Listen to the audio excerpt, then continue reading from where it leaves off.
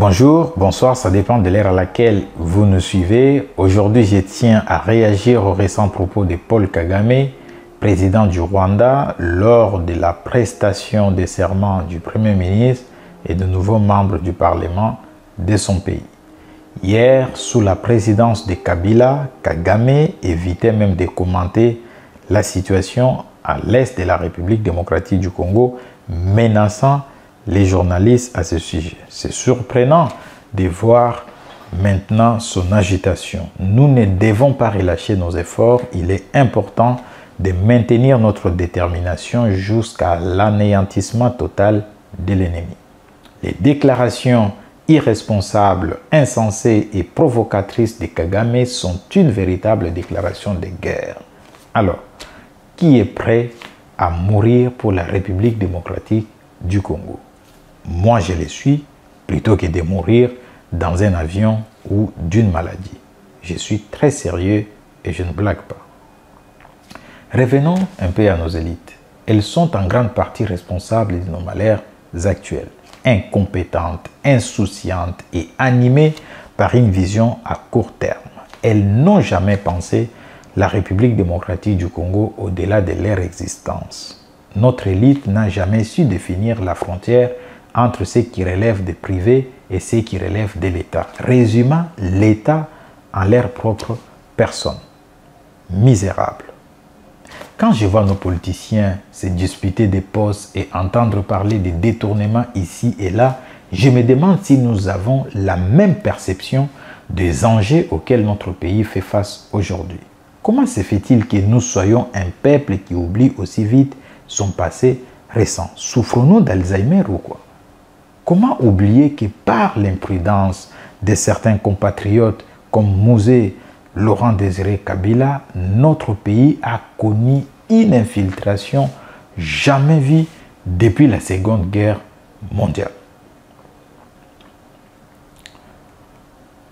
Personnellement, je n'ai rien contre les vice-premiers ministres Guy Modianvita et Jacquemaine Chabani, que je salue en passant.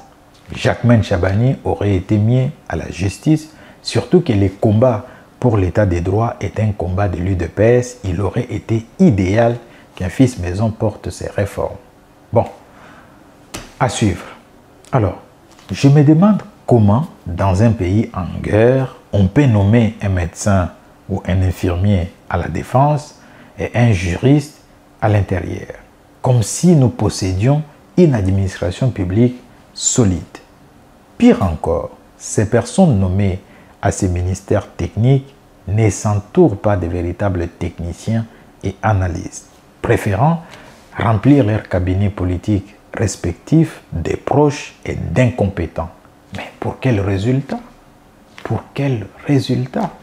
À leur place, je n'hésiterai pas à donner une occasion de servir le pays à tout Congolais excellent que je découvrirai. Je m'en fiche de la loyauté envers ma personne. Je demanderai à ces Congolais d'être loyaux à la République démocratique du Congo. Aux intellectuels congolais, sortez de votre zone de confort. Le pays est en danger. Engagez-vous pour vos enfants. La politique ne doit pas être perçue comme un domaine réservé aux courageux et autres charlatans. Sinon, ce pays sera dirigé par eux malgré leur incompétence. Alors, quoi dire sur les propos de Paul Kagame? Ces dictateurs impitoyables devraient comprendre que la République démocratique du Congo est résolue à se tenir debout. Sous la présidence de Félix Tshisekedi, notre nation est prête à infliger une défaite historique à toute tentative de déstabilisation. Les allégations occidentales selon lesquelles nous armerions les FDLR sont fausses. Supposons même que nous armions les FDLR. Nous les ferions sur notre territoire pour combattre l'armée rwandaise qui constitue une menace non seulement pour nous, mais aussi pour leur vie et celle de leurs enfants. Pourquoi ces Occidentaux ne demandent-ils pas à Kagame de négocier avec ses frères et sœurs de FDLR? C'est incompréhensible tout ça. C'est incompréhensible. Personne n'a vu où les FDLR ont causé des morts et désolation au Rwanda, contrairement aux millions de victimes congolaises résultant des agressions rwandaise. Si j'étais le président de la République ou ministre des Affaires étrangères, j'aurais vite convoqué l'ambassadeur suisse pour qu'il clarifie ses propos et je n'hésiterai pas à les déclarer persona non grata sur notre territoire. Tenir de tels propos, c'est cracher sur nos millions de morts. Les Rwandais de Paul Kagame peuvent vouloir défendre ses droits, mais cela ne justifie pas ces agressions contre notre pays.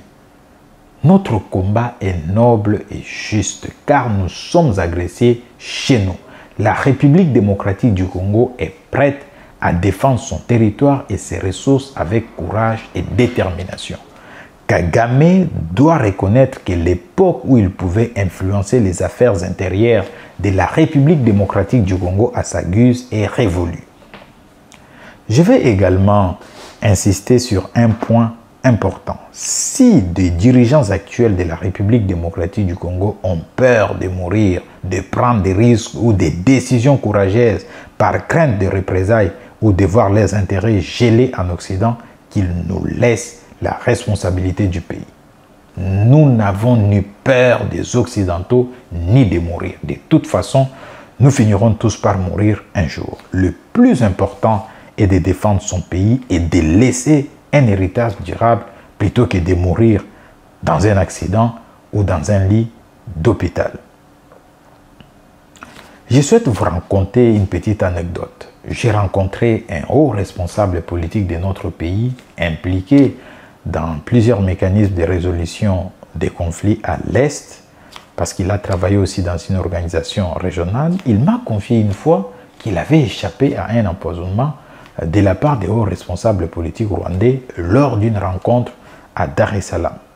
Et il avait constaté avec regret qu'à chaque négociation pour la paix, la délégation de la République démocratique du Congo passait son temps dans des hôtels de luxe avec femmes, cigares et champagne. Quel niveau de légèreté!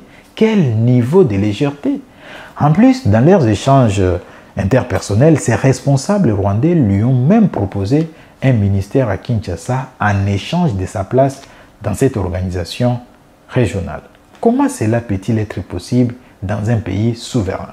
Comment cela peut-il être possible dans un pays souverain?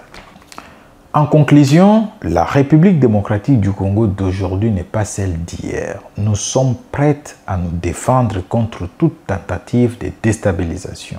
Notre lutte pour la souveraineté est une cause noble et nous sommes déterminés à protéger notre nation et notre avenir ainsi que celui de nos enfants et de nos petits-enfants, quel qu'en soit les prix à payer.